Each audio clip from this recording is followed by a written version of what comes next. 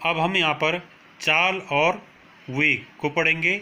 सरल लिखिए गति पाठ में चाल और वेग। इससे पहले हमने गति की परिभाषा पढ़ी थी और गति के बाद हमने विभिन्न प्रकार की गतियाँ पढ़ी थी।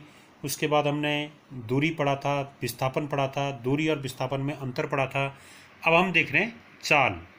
तो चाल किसे कहते हैं कि किसी वस्तु द्वारा एकांक समय में तय की गई दूरी उसकी चाल कहलाती है। ठीक है, कि कोई वस्तु एकांक समय यानी जैसे एक सेकंड में वो जितनी दूरी तय करेगी वो दूरी उसकी चाल कहलाएगी। कि किसी वस्तु द्वारा एकांक समय में तय की गई दूरी इसकी चाल कहलाती है। या गतिमान वस्तु के दूरी परिवर्तन की समय दर को चाल कहते हैं। यानी समय के साथ साथ दूरी परिवर्तन की जो दर होती है उसे हम चाल कहते हैं। ठीक है, या हम इसको ये भी कह सकते हैं कि एक सेकंड में चलेगी दूरी या एकांक समय में चलेगी दूरी चाल कहलाती है। और हम यहाँ पर इसके लिए सूत्र निकालें ऐसे, मानो कोई वस्तु t सेकंड में या t समय में कुल s दूरी तय करती है। तो जब t सेकंड में या t समय में s दूरी तय कर रही है तो एकांक समय में कितनी दूरी तय करेगी। एकांक समय का मतलब होता है एक सेकंड मान लीजिए। तो जब t सेकंड में s दूरी तय कर रही है तो एक सेकंड में कितनी दूरी तय करेगी, s बटे t। ठीक है, s अंश में आ जाएगा, t हर में आ जाएगा। t समय में चलेगी दूरी s, तो एक सेकंड में चलेगी दूरी s बटे t। तो एक सेकंड में चलेगी दूरी या एकांक समय में चलेगी दूरी, इसी को हम क्या कहते हैं, इसी को हम चाल कहते हैं। यही तो चाल की परिभाषा है। तो इसकी जगह पे हम चाल लिख देंगे यहाँ पे। तो चाल बराबर क्या आ गया, चाल बराबर इसके पे क्या लिख दिया, चाल बराबर बराबर ये बराबर, और एस की जगह पे क्या लिख दिया, एस क्या है कुल ये दूरी और टी क्या था समय। तो यहाँ से आ गया फॉर्मूला चाल बराबर दूरी बटे समय। अब चाल का मात्रक क्या होगा, ये फॉर्मूला है, ये सूत्र है चाल का। तो चाल बराबर दूरी बटे समय। कई बार कुछ छोटे सवाल आते हैं इस पर। अब चाल का मात्रक, तो चाल का मात्रक बराबर दूरी का मात्रक बटे समय का मात्रक। तो दूरी का मात्रक मीटर, समय का मात्रक सेकंड। तो चाल का मात्रक हो गया मीटर प्रति सेकंड या मीटर सेकंड इनवर्स। ठीक है, चाल की विमा, तो चाल की विमा निकालेंगे तो चाल की विमा बराबर दूरी की विमा बटे समय की विमा। तो दूरी की विमा क्या होगी, एल बटे समय की विमा टी। तो चाल की विमा क्या होगी, एल टी की पावर -1। तो ये चाल की विमा हो गई। चाल क्या है, चाल अपने में एक अदिश राशि है, क्योंकि चाल का सूत्र है दूरी बटे समय। तो दूरी भी अपने में अदिश राशि है, समय भी अदिश राशि है, इसलिए चाल भी क्या है, अदिश राशि। जब अदिश में अदिश का भाग देते हैं तो अदिश आता है, चाल अदिश राशि है। अब चाल कितने प्रकार की होती है, इससे पहले जरा देखिए यहाँ पे कि माना ये कोई कण है यहाँ पे। ठीक है, ये कोई कण था यहाँ पे रखा हुआ, ये यहाँ से यहाँ माने 10 मीटर दूरी तय करता है। तो ये यहाँ से यहाँ 10 मीटर दूरी तय करता है माना 5 सेकंड में। तो 5 सेकंड में ये कण 10 मीटर दूरी तय करता, तो एक सेकंड में कितनी दूरी तय करेगा, ये करेगा 10 बटे 5 यानी 2। तो 5 सेकंड में चलेगी दूरी 10 मीटर, तो एक सेकंड में चलेगी दूरी 2 मीटर। तो एक सेकंड में चलेगी जो दूरी है 2 मीटर, वही इसकी क्या कहलाएगी, चाल कहलाएगी। तो यानी इसकी चाल क्या हो जाएगी, 2 मीटर प्रति सेकंड। ठीक है, तो चाल का उल्लेख तभी होगा जब व्यक्ति गति की या कोई कण गति की अवस्था में होगा। अब चाल कितने प्रकार की होती है, तो चाल के प्रकार देखिए, एक समान चाल यूनिफॉर्म स्पीड। तो एक समान चाल किसे कहते हैं कि यदि वस्तु समान समयांतरालों में समान दूरी तय करती है तब वस्तु की चाल एक समान चाल कहलाती है।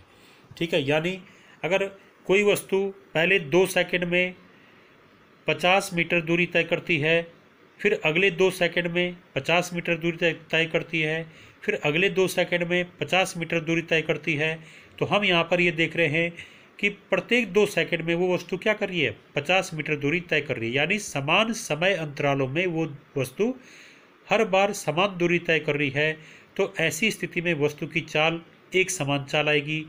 ठीक है, देखिए जैसे पहले 2 सेकंड में कितनी दूरी तय कर रही है वो 50 मीटर, तो वहाँ पर पहले 2 सेकंड में चाल क्या हो जाएगी उसकी, इस सूत्र से निकालेंगे, चाल बराबर दूरी बटे समय। 50 रखिए यहाँ रखिए 2, तो 50 बटे 2 मतलब 25 मीटर पर सेकंड। तो पहले 2 सेकंड में चाल हो गई 25 मीटर पर सेकंड, फिर अगले 2 सेकंड में फिर 50 मीटर चल रही है, तो अगले 2 सेकंड में फिर उसकी चाल क्या आएगी, 50 बटे 2 यानी 25 मीटर पर सेकंड। फिर अगले 2 सेकंड में फिर 50 मीटर चल रही है, तो फिर अगले 2 सेकंड में फिर उसकी चाल क्या आएगी, 25 मीटर पर सेकंड। तो हम ये देख रहे हैं कि समान समय अंतरालों में वस्तु की चाल क्या है, एक समान है। तो जब वस्तु समान समय अंतरालों में समान दूरी तय करती है तो वस्तु की चाल एक समान चाल कहलाती है। इसका सबसे आसान एग्जाम्पल हम देख सकते हैं घड़ी की सुइयों की चाल। जब हम घड़ी पे देखते हैं तो घड़ी में जो सेकंड की सुई है वो हर समय एक समान चाल से गति करती है। तो वो क्या है, वो घड़ी की सेकंड की सुई की जो उदाहरण है वो एक समान चाल का उदाहरण है।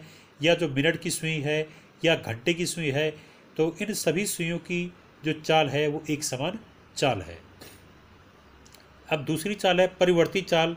तो जब वस्तु समान समय अंतरालों में अलग अलग दूरी तय करती है तब वस्तु की चाल परिवर्ती चाल कहलाती है, वेरिएबल स्पीड कहलाती है। जैसे सड़क पर चलती कार की चाल, जैसे हम माना सड़क पे कोई कार चल रही है, हो सकता है सड़क पथरीली हो सकता है सड़क बहुत स्मूथ हो, या हो सकता है कि सड़क पर बहुत भीड़ हो। तो जहाँ भीड़ भाड़ वाली जगह होगी वहाँ पर हो सकता है कि जो कार है वो 1 मिनट में कम दूरी तय कर रही हो, और जहाँ पर कोई भीड़ नहीं है सड़क में वहाँ पर 1 मिनट में कार अधिक दूरी तय कर रही हो। तो समान समय में कार क्या कर रही है, अलग अलग दूरी तय कर रही है, क्योंकि कंडीशन अलग अलग है। तो ऐसा होने पे समान समय में जब कोई वस्तु अलग अलग दूरी तय करती है तो उसकी चाल कहलाती है परिवर्ती चाल। और दैनिक जीवन में अधिकांश स्थितियों में जो गति होती है वो परिवर्ती चाल वाली गति ही होती है। अगला देखिए इसमें औसत चाल। तो औसत चाल किसे कहते हैं, वस्तु द्वारा तय की गई कुल दूरी और कुल समय के अनुपात को औसत चाल कहते हैं। ठीक है, इसका सूत्र है कुल दूरी बटे कुल समय। माना हम यहाँ पर एक एग्जाम्पल ले रहे हैं, जैसे कोई कण ए पर था, कुछ देर बाद ये बी पर पहुँच गया।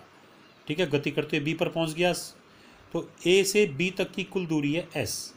ठीक है, परंतु हुआ क्या, ए से बी तक की इसने कुल दूरी को अलग अलग समय में हमने दिखा रखा है कि प्रथम S1 दूरी को उसने T1 समय में तय किया, फिर अगली S2 दूरी को उसने T2 समय में तय किया, फिर अगली S3 दूरी को उसने T3 समय में तय किया, फिर अगले S4 दूरी को उसने T4 समय में तय किया। तो यहाँ पर कुल दूरी क्या आएगी, S1 plus S2 plus S3 plus S4।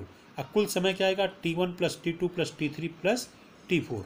तो कुल दूरी और कुल समय का जो अनुपात है वो कहलाता है औसत चाल। तो औसत चाल का सूत्र क्या हो जाएगा यहाँ पे, S1 plus S2 plus S3 plus S4 upon T1 plus T2 plus T3 plus T4, क्योंकि कुल औसत चाल बराबर होता है कुल दूरी बटे कुल समय, या यात्रा में लिया चली गई कुल दूरी बटे यात्रा में लिया गया कुल समय। ठीक है, यहाँ पर T1 माना S1 दूरी चलने में इसकी चाल क्या थी, V1, S2 दूरी चलने में चाल V2 थी, S3 दूरी चलने में चाल V3 थी, S4 दूरी चलने में चाल V3 थी। तो यहाँ पर हम इस T1 का सूत्र निकाल सकते हैं, समय बराबर दूरी बटे चाल से। T1 बराबर क्या आएगा, S1 दूरी बटे V1 चाल। ऐसे यहाँ पर समय T2 बराबर क्या आएगा, S2 दूरी बटे V2 चाल। ऐसे T3 बराबर क्या आएगा, S3 बटे V3। T4 बराबर क्या आएगा, S4 बटे V4। ठीक है, तो फिर यहाँ पर औसत चाल का एक दूसरा सूत्र आ जाएगा कि औसत चाल बराबर कुल दूरी बटे कुल समय। तो कुल दूरी क्या हो गई, S1 plus S2 plus S3 plus S4 upon कुल समय में हम क्या लेंगे, ये वाला S1 upon V1 plus S2 upon V2 plus S3 upon V3 plus S4 upon V4 T के स्थान पे। इस प्रकार से अलग अलग स्थितियों में औसत चाल के सूत्र अलग अलग हो जाते हैं। तो हमने देखा औसत चाल बराबर कुल दूरी बटे कुल समय बराबर क्या आ गया, S1 plus S2 plus S3 plus S4 upon T1 plus T2 plus T3 plus T4। ठीक है, अब अगला है तात्कालिक चाल। तो तात्कालिक चाल का यूज़ कहाँ पर होता है कि गति के दौरान जब हम किसी विशेष क्षण या विशेष समय पर वस्तु की चाल देखना चाह रहे हो। ठीक है, माना बस चल रही है सड़क पे, तो हम ये देखते हैं कि अलग अलग समय पर बस की चाल क्या होती है, अलग अलग होती है। कहीं पे पथरीली सड़क होती है, कहीं पे बहुत अच्छी सड़क होती है, कहीं पे अचानक भीड़ आ जाती है। तो वहाँ पर हर जगह पे बस की चाल क्या होती है, अलग अलग होती है। तो इसलिए हम ये देखते हैं कि किसी विशेष सेकंड पर जो उस बस की चाल होगी वो कहलाएगी तात्कालिक चाल। तो गति के दौरान किसी विशेष क्षण पर वस्तु की चाल तात्कालिक चाल कहलाती है।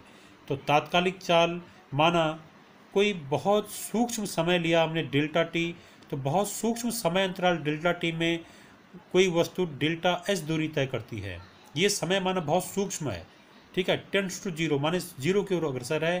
तो यदि बहुत अत्यंत सूक्ष्म समयांतराल डेल्टा टी में वस्तु द्वारा तय की गई दूरी डेल्टा एस है, तो तब वस्तु की तात्कालिक चाल या इंस्टेंटेनियस स्पीड v बराबर हो जाएगा limit delta T tends to zero delta S upon delta T. यहाँ पर इसे पढ़ेंगे LIM को पढ़ेंगे limit delta T tends to zero. इसका मतलब है कि जो समय डेल्टा टी है इसका मान लगातार जीरो की ओर अग्रसर हो रहा है।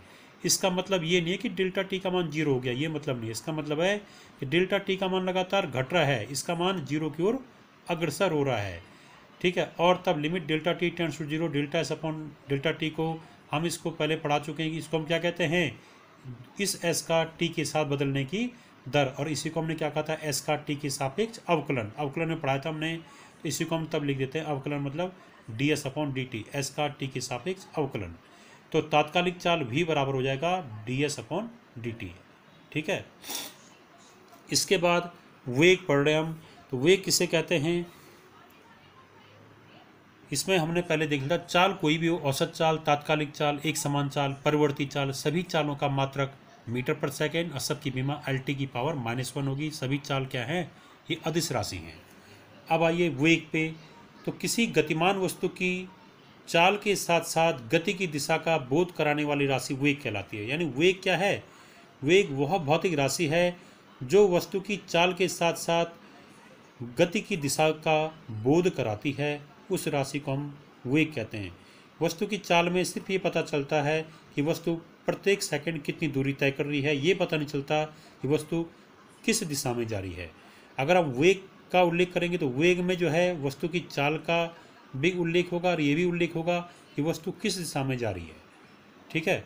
तो किसी वस्तु की चाल के साथ साथ उसकी गति की दिशा का बोध कराने वाली राशि वेग कहलाती है।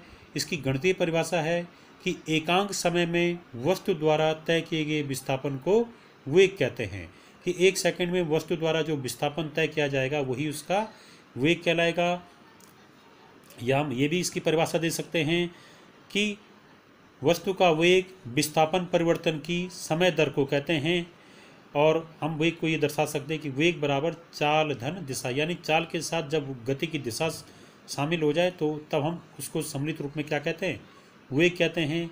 यदि किसी गतिमान वस्तु का t सेकंड में विस्थापन कितना आ रहा हो, d हो, यानी मानो कोई वस्तु गतिमान है और t सेकंड में उसका विस्थापन स्मॉल d है, d फॉर डिस्प्लेसमेंट, तो तब जो है जब t सेकंड में उसका विस्थापन d मीटर है तो एक सेकंड में उसका विस्थापन क्या होगा, d अपॉन टी।